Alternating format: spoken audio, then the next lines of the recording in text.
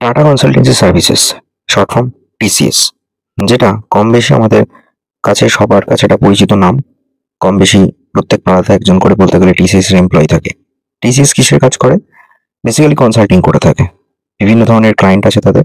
তাদের দুটো ডোমেন আছে, একটা গভর্নমেন্ট ডোমেন আর একটা হচ্ছে প্রাইভেট ডোমেন। গভর্নমেন্ট মানে সরকারি, আমাদের ভারত সরকারের বিভিন্ন প্রজেক্টের কাজ তারা করে থাকে, লাইক রেলের পরীক্ষা হোক, পাসপোর্ট ভেরিফিকেশন বা পাসপোর্ট বানানোর যে সফটওয়্যার ডিজাইন, অনলাইন যা যা সার্ভিসেস, সেগুলো সব টিসিএস পুরো সিস্টেমটাকে ডিজাইন করে গভর্নমেন্টকে ডেলিভার করে থাকে। প্যারালালি আইবিপিএস হোক বা যে কোনো ফর্ম ফিল আপ সরকারি চাকরির ক্ষেত্রে বা যে কোনো ধরনের সরকারি যে সমস্ত সার্ভিস থাকে সেগুলোর সাইট মেনটেন্যান্সের কাজ, সাইট ডিজাইনের কাজ মানে ওয়েবসাইট ডিজাইনের কাজ এবং মেনটেন্যান্স, সিকিউরিটি সব কাজ করে থাকে টিসিএস।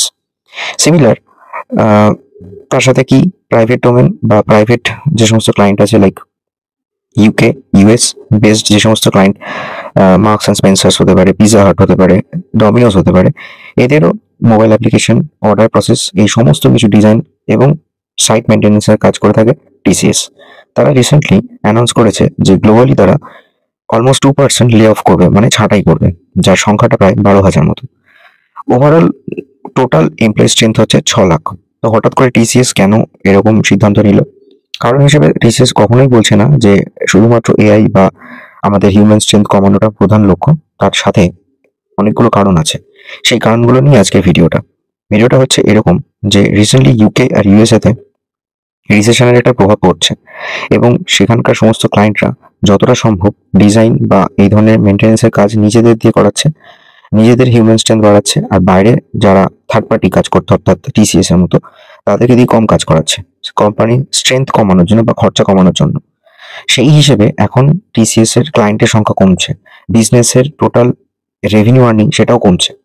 মোরাললেস যদি দেখা যায় যে টিসিএস গত বছরের তুলনায় অর্থাৎ 2023-24-এর তুলনায় পরের বছর 24-25-এর যে হিসেবটা গেল আর্থিক বর্ষে, তাতে 10% হয়তো প্রফিট মার্জিন বাড়িয়েছে। 10% বলছি, মানে টোটাল সংখ্যাটা প্রায় 10,000 কোটি। কিন্তু টিসিএস তো একটা কোম্পানি না, টাটা গ্রুপের কোম্পানি।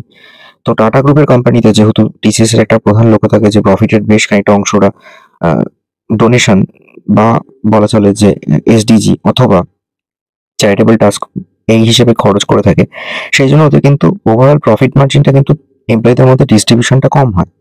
এবং টিসিএস যেটা চাইছে যে এই বছর মানে অর্থাৎ 2025-26-এর মধ্যে 12,000 স্ট্রেংথ কমাবে। এমনটা নয় যে প্রথমবার স্ট্রেংথ কমাচ্ছে। টিসিএস কিন্তু এর আগেও ব্যাঙ্গালোরের কিছু অফিস থেকে জোনাল বেসিসে কিছু লে অফ করেছিল, কিন্তু এটা গ্লোবালি হবে। অর্থাৎ বাইরের দেশে যারা এদের এমপ্লয়ি রয়েছে তাদেরও চাকরি যাবে। এই যে চাকরিটা চলে যাবে, এতে কিন্তু একটা বড় রকম এফেক্ট পড়তে চলেছে আমাদের আইটি সেক্টরে। আইটি সেক্টরে যদি চাকরি এতটা পরিমাণ টিসিএস কমিয়ে দেয়, তাহলে সেটা অন্যান্য কোম্পানির উপর একটা এফেক্ট ফেলবে। যে টিসিএস এর মতো কোম্পানি যেখানে অ্যাট্রিশন রেট বেশি, প্রায় 14%, মানে যারা টিসিএস এ জয়েন করে তারা চট করে টিসিএস ছাড়ে না। বিকজ টাটার একটা পলিসি আছে যে আপনি যদি টাটা গ্রুপের কোম্পানিতে একবার জয়েন করেন আর তারপর বেশ কয়েক বছর চাকরি করার পর যদি ছেড়ে দেন, তাহলে ফার্দার আবার পরবর্তী সময় এসে আপনি টাটাতে জয়েন করতে পারবেন না। সেইটা টিসিএস এর ক্ষেত্রে অ্যাপ্লিকেবল। তো টিসিএস এ কি হয়, ওভারঅল যেহেতু হিউম্যান স্ট্রেংথ অনেক বেশি রয়েছে, কাজের প্রেশার অনেক কম থাকতো। দ্যাটস ওয়াই অনেকে বলতো যে এটা সেকেন্ড গভর্নমেন্ট জব, মানে প্রাইভেটের মধ্যে গভর্নমেন্ট জব, যেখানে জব সিকিউরিটি রয়েছে, জবের প্রেশার কম আছে, এইগুলো একটা ফ্যাক্টর কাজ করতো। দ্যাটস ওয়াই অ্যাট্রিশন রেট, অর্থাৎ একবার জয়েন করলে সেখানে দেখা যায় প্রায় 14% কর্মচারী থেকে যায়, তারা চাকরি চেঞ্জ করে অন্য কোনো কোম্পানিতে যায় না। কিন্তু এই বছরে সেটা দেখা যাচ্ছে অলমোস্ট 10% নেমেছে, অর্থাৎ এই এক বছরের মধ্যে 4% লোক চাকরি ছেড়ে দিয়েছে। কেন ছেড়েছে? হাইক কম হচ্ছে, ইনক্রিমেন্ট কম হচ্ছে, যেহেতু তাদের ওভারঅল রেভিনিউটা কম এসছে। তার মধ্যে আবার ডোনেশন বা অন্যান্য জায়গায় যে এনজিও অথবা চ্যারিটেবল এই কাজগুলো করে থাকে, সেই জন্য তাদের যে প্রফিটটা ডিস্ট্রিবিউশনের ব্যাপার থাকে সেটা বছর হয়নি, হাইক কম হয়েছে। দ্যাটস ওয়াই অনেকে চাকরি ছেড়ে দিয়েছে। টিসিএস এখন basically GenAI, artificial intelligence, machine learning, blockchain এগুলোর উপর বেশি ফোকাস করছে।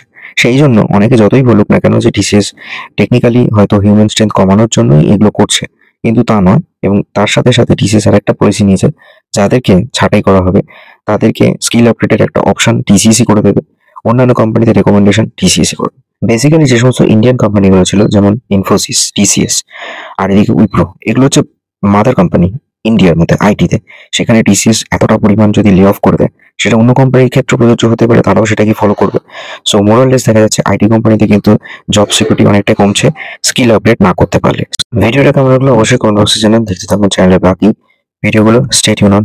Monk Stories. Please subscribe the channel.